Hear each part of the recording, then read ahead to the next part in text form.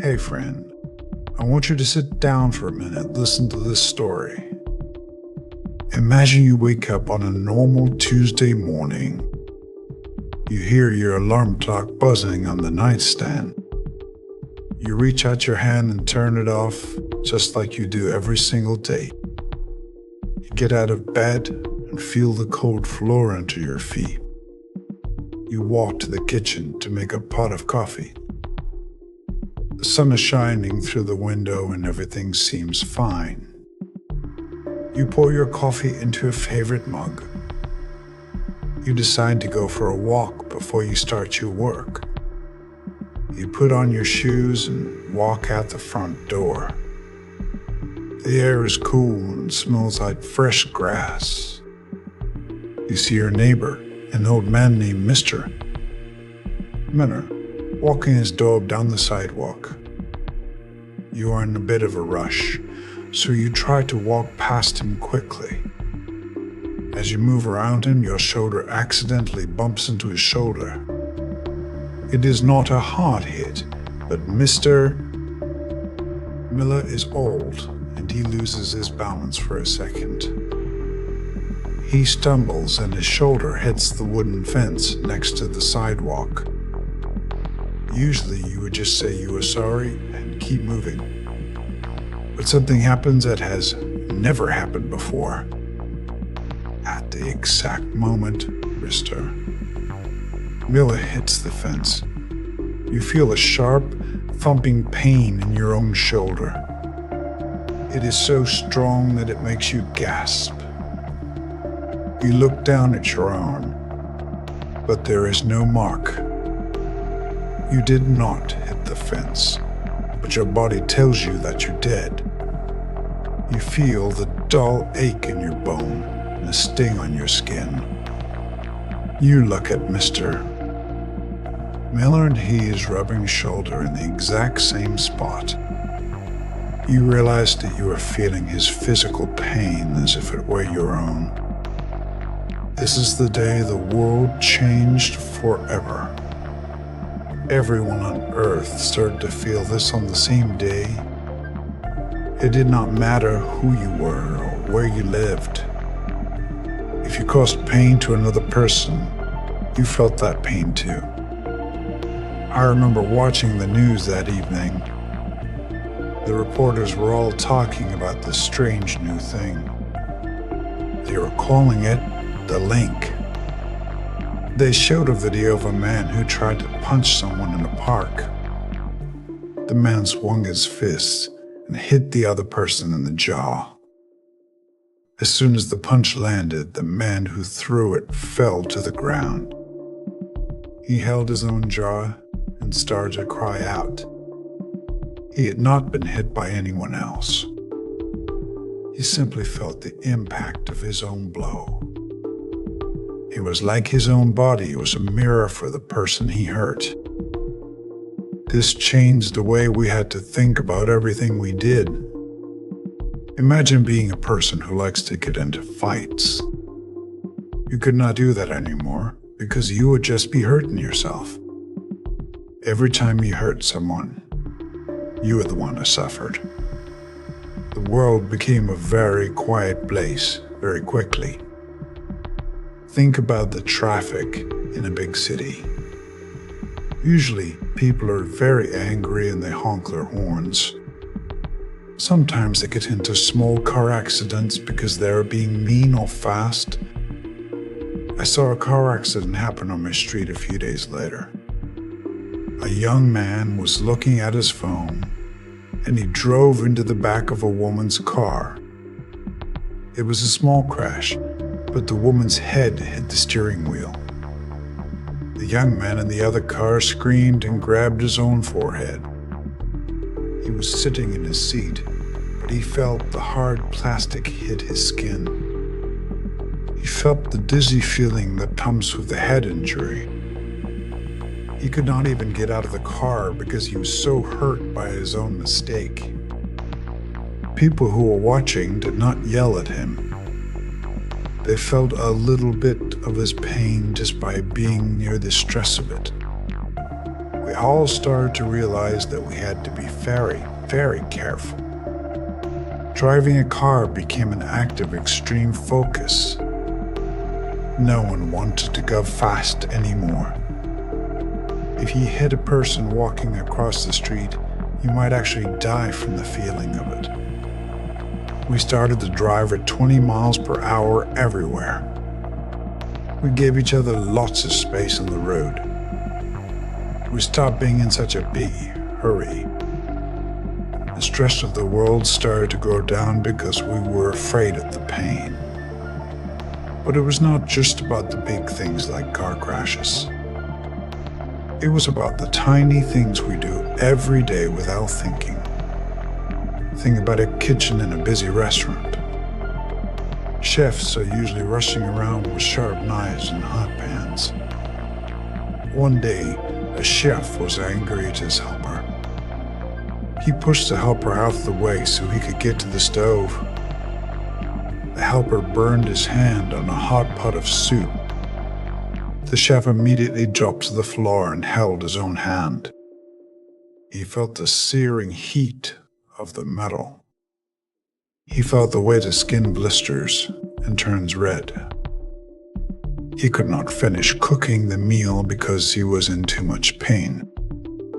After that, kitchens became very calm places. Chefs spoke in soft voices and moved with great care. They would say please and thank you for every single thing. They did not want anyone to get burned because they did not want to feel the burn. This also changed the way doctors and nurses had to work. This was one of the hardest parts of the new world. Imagine you are a nurse and you have to give a small child a shot. The needle is sharp and it hurts the child for a second. Even if it is for their own good, the body sees it as harm. Every time the nurse pushed the needle into the child's arm, she felt a sting in her own arm. She felt the pinch and the cold liquid entering her muscle. Surgeons had it even worse. To fix a broken heart or remove a tumor, they had to cut the body open. Every cut the surgeon made with a scalpel was felt by the surgeon himself. They had to start using very strong numbing medicine on themselves before they could help the patients. They had to learn how to ignore the feeling of their own skin being cut while they worked to save a life. It was a very brave thing to be a doctor in those days. You had to be willing to suffer so that someone else could get better. Then there was the issue of emotional pain. We wondered if this would happen with words too. I remember an argument I had with my brother. We were fighting about something very silly. I got very angry and I said something very mean to him. I told him that no one liked him and that he was a failure. I saw his face change and his eyes get watery. He looked like I had punched him in the stomach. Suddenly I felt a deep, heavy ache in my own chest. It felt like a cold stone was sitting on my heart. It was hard to breathe and I felt a terrible sense of sadness. I was not sad because I felt bad for him. I was feeling his actual sadness in my own body. My words had caused him emotional harm, and the link made me feel that harm. I had to stop talking and sit down on the floor. We both sat there, crying for a while. We were feeling the same pain at the same time. After that, I never said a mean word to him again. It was too hard to deal with the feeling of my own cruelty. Schools changed a lot too. Children can sometimes be very mean to each other. They push and they tease. But now, if a bully pushed a kid on the playground, the bully would feel the hard ground against their own knees. If a group of kids laughed at someone and made them feel lonely, the whole group would feel that cold, empty feeling of loneliness. The playgrounds became very peaceful. You would see kids holding hands and helping each other up. If one kid tripped and fell, the kids nearby would wince and reach out to help. They wanted the pain to stop as quickly as possible. It made children very kind at a very young age.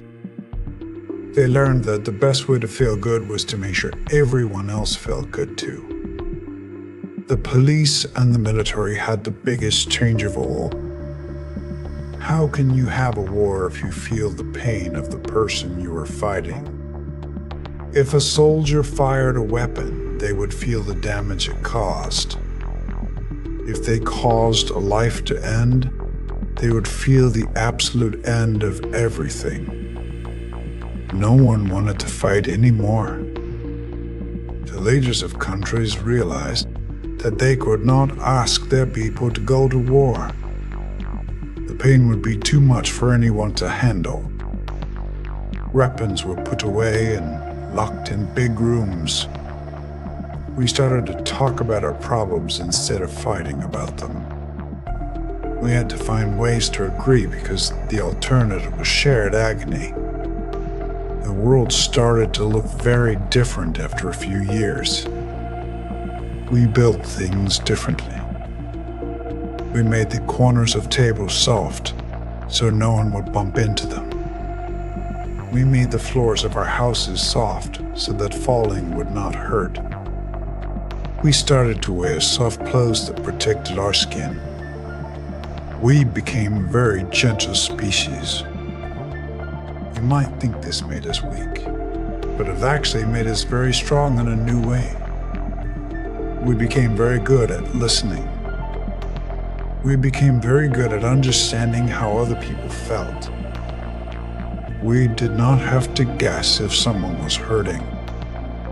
We knew exactly how they felt. I remember walking through a park 5 years after the link began. I saw a woman trip on a tree root. She fell forward and scraped her palms on the gravel path. Everyone in the park stopped for a second. We all felt a small, sharp sting in our own hands. It was not as strong as her pain because we did not cause it, but we felt the echo of it. 10 people ran over to her at once. They did not do it because they were heroes. They did it because they wanted her pain to go away so their own echo would stop. They cleaned her hands and gave her water. They stayed with her until she was smiling again. When she smiled, a feeling of warmth went through everyone in the area. It was the most beautiful thing I had ever felt. We learned that the link worked for good things too. If you made someone feel very happy, you felt a little bit of that joy. If you gave someone a gift and they were excited, you felt that excitement in your own blood. If you loved someone and they felt safe, you felt that safety too. The world became a place of shared feelings. We were no longer alone in our own bodies.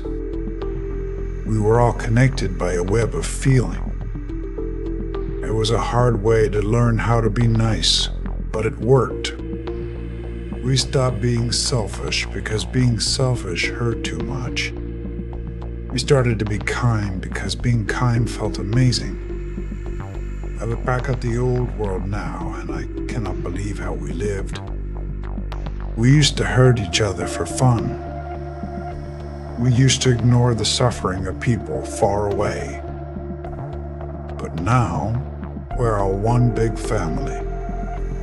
If someone on the other side of the world is hurting, we feel a little bit of that heaviness. It makes us want to help them. It makes us want to fix the problems of the world. We are no longer separate. we are all pieces of the same thing. I'm glad I live in this world now. It is a world where I have to be careful with you, and you have to be careful with me. It is a world where we are truly responsible for each other. I hope you understand why I'm telling you this. I want you to know that your feelings matter to me. I want you to know that I will always try to be kind. Because in this world, if I love you, I am also loving myself. And if I take care of you, I am taking care of the whole world. It is a very simple way to live, but it is the best way we have ever found. So, let us go out there and be gentle today. Let us make sure that every touch is a soft one. Let us make sure that every word is a kind one. That is the only way we can all be happy together.